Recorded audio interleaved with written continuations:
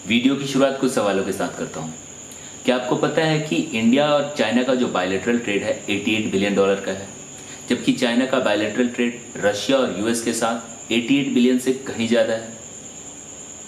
क्या आपको पता है कि चाइना का जो टोटल एक्सपोर्ट है उसका सिर्फ 3% ही इंडिया के साथ ट्रेड होता है। क्या आपको पता है कि चाइनीज स्मार्टफोन कंपनीज जैसे Vivo, Oppo, Xiaomi, OnePlus, इन सब का 75% का शेयर है इंडियन स्मार्टफोन मार्केट में। क्या आपको पता है कि इंडिया के टोटल इंपोर्ट का 14% हिस्सा चाइना से होता है, जबकि 7.5% हिस्सा यूएस से होता है, जबकि इंडिया अपने टोटल एक्सपोर्ट का सिर्फ 5% ही चाइना को एक्सपोर्ट करता है। तो आज मैं इन्हीं सभी सवालों पे बात करने वाला हूँ, तो बने रहिए मेरे साथ। नमस्कार दोस्तों, मेरा नाम सुजीत है और आज मैं बात करने वाला हूँ इंडिया चाइना ट्रेड के बारे में। आजकल सारे social media platform Twitter, FB पर बॉयकॉट चाइना ट्रेंड कर रहा है, लेकिन दूसरी ओर ई कॉमर्स वेबसाइट पर जो चाइना के फ़ोन हैं वो मिनटों में सोल्ड आउट हो रहे हैं।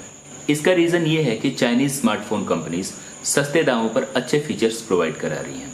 चाइना की सरकार वहाँ की कंपनीज के लिए सब्सिडी प्रोवाइड कर रही है, जिससे कि वहाँ की कंपनीज इंडियन मार्केट में प्रोडक्ट की डंपिंग कर रही हैं। आज के समय में चाइनीज़ स्मार्टफोन कंपनीज जैसे Vivo, Oppo, Xiaomi, OnePlus, इन सब का शेयर इंडियन स्मार्टफोन मार्केट में 75% का है, जबकि दूसरी ओर कोरियन और अमेरिकन कंपनी जैसे कि सैमसंग, एप्पल, सोनी, इन सब का जो शेयर है वो सिर्फ और सिर्फ 25% तक का ही रह गया है। आपको बता दूं कि इंटरनेशनल डेटा कॉर्पोरेशन के अकॉर्डिंग चाइनीज स्मार्टफोन कंपनीज ने इंडियन मार्केट में 16 बिलियन डॉलर का सेल किया था। इसलिए आम आदमी से ये एक्सपेक्ट करना कि बॉयकॉट चाइना ये पॉसिबल नहीं है, क्योंकि बहुत सारे लोगों को ये भी पता नहीं है कि कौन सी कंपनी चाइनीज है, कौन सी नहीं है। दूसरी बात, इंडिया में जो राष्ट्रवाद है उतना नहीं है जितना कि कोरिया और जापान आदि देशों में है। तो घुमा फिरा कर बात आती है सरकार पे। आखिर सरकार चाइनीज प्रोडक्ट को बैन क्यों नहीं कर देती है? क्योंकि पूरे वर्ल्ड में ट्रेड को ऑर्गेनाइज करने के लिए, रेगुलेट करने के लिए एक संस्था बनाई गई है, WTO, वर्ल्ड ट्रेड ऑर्गेनाइजेशन, जिसके कुछ रूल्स हैं, रेगुलेशंस हैं। लेकिन चाइनीज डंपिंग को रोकने के लिए सरकार ने कुछ इनिशिएटिव लिए हैं, जिसमें 300 से ज़्यादा प्रोडक्ट्स पर हाई टैरिफ लगाने की बात कही गई है। साथ ही साथ क्वालिटी कंट्रोल मैकेनिज्म को भी स्ट्रिक्ट बनाने की बात कही गई है। अभी ये प्रस्ताव WTO में जाएंगे, फिर देखते हैं आगे क्या होता है। इसका इम्पैक्ट ये पड़ेगा कि जो हमारा चाइना के साथ 50 बिलियन से ज़्यादा का ट्रेड डिफिसिट है, उसमें 8 से 10 बिलियन डॉलर का फ़र्क पड़ सकता है। हम चाइना से बहुत सारी चीज़ों का इंपोर्ट कराते हैं, जिसमें smartphones, electrical appliances, fertilisers, auto components आदि आते हैं। अगर हम चाइना से रॉ मटेरियल का इंपोर्ट कराना बंद करा दें तो क्या होगा? यही होगा कि यहाँ की जो कंपनीज हैं वो बाकी देशों जैसे कि यूरोपियन, अमेरिकी देशों से इंपोर्ट कराएंगी, जो काफ़ी महंगा पड़ेगा। साथ ही साथ उसका प्रोडक्ट और भी महंगा होगा, जिससे कि आम जनता की जेब पर फर्क पड़ेगा। अब बात करते हैं फार्मास्यूटिकल इंग्रेडिएंट्स की। भारत दवाइयों का बहुत बड़ा एक्सपोर्टर है। 2018-19 में भारत ने 20 बिलियन डॉलर की दवाइयों का एक्सपोर्ट किया था। लेकिन यहाँ पर भी हम चाइना पर डिपेंडेंट है, क्योंकि मेडिसिन प्रोडक्शन के लिए जो चीज़ चाहिए होती है, API, एक्टिव फार्मास्यूटिकल इंग्रेडिएंट्स, उसका 75% हिस्सा चाइना से आता है। वैसे सरकार ने 10,000 करोड़ का पैकेज अनाउंस किया है इंडिया में API के मैन्युफैक्चरिंग के लिए, लेकिन इसमें 5 साल से ऊपर का वक्त लगेगा इम्प्लीमेंट होने में। तब तक के लिए हमें चाइना पर ही डिपेंडेंट रहना पड़ेगा। अब बात करते हैं कि यदि हम चाइना के प्रोडक्ट का पूर्णतः बहिष्कार कर देते हैं तो चाइना की इकोनॉमी पे क्या प्रभाव पड़ेगा। तो आपको जानकर ये हैरानी होगी कि चाइना अपने टोटल एक्सपोर्ट का सिर्फ 3% ही इंडिया से डील करता है। अगर कुछ लोग ये सोचते हैं कि चाइना के लिए इंडिया बहुत बड़ा मार्केट है, तो ये गलत बात है। यदि इंडियन मार्केट चाइना के लिए पूर्णतः बंद भी हो जाते हैं तो चाइना पे कुछ प्रभाव नहीं पड़ने वाला, क्योंकि उसके लिए बाकी देश जैसे कि अफ्रीका के देश हो गए, लैटिन अमेरिका के देश हो गए, उसके लिए ऑप्शन तैयार है। तो क्या इंडिया कभी आत्मनिर्भर नहीं बन पाएगा? नहीं, ऐसा नहीं है।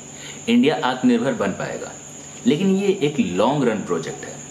इसमें वक्त लगेगा, इसमें कम से कम 6 से 7 साल का वक्त लगेगा, लेकिन उसके लिए सरकार की स्ट्रेटजी होनी चाहिए और उस पर इम्प्लीमेंटेशन होना चाहिए, तभी ये पॉसिबल हो सकता है। अब कुछ बातें मैं आपको WTO की बताता हूँ। देखिए, चाइना हमेशा से ही एक बड़ी इकोनॉमी नहीं थी। दिसंबर 2001 में उसने WTO को ज्वाइन किया। WTO ने उसे नॉन मार्केट इकोनॉमी का स्टेटस दिया। अब ये दो तरीके की इकोनॉमी का स्टेटस WTO हर एक देश को देता है। देखिए, जहां अगर गुड्स एंड सर्विसेज की प्रोडक्शन होती है, वहां पे लैंड, लेबर, रॉ मटेरियल, इन सब पे अगर सरकार का कंट्रोल होता है, वैसी इकोनॉमी को हम नॉन मार्केट इकोनॉमी का स्टेटस देते हैं। मतलब WTO से नॉन मार्केट इकोनॉमी का स्टेटस देता है। अगर वो देश किसी दूसरे देश के जाकर प्रोडक्ट की डंपिंग करता है, जैसे मान लेते हैं ये चाइना ने इंडिया में प्रोडक्ट की डंपिंग करी। अब इंडिया क्या कर सकता है, इस पर एंटी डंपिंग ड्यूटी लगा सकता है। लेकिन अगर ये मार्केट इकोनॉमी का स्टेटस होता चाइना के पास, तो इंडिया इस पे एंटी डंपिंग ड्यूटी का टैक्स लगा नहीं सकता।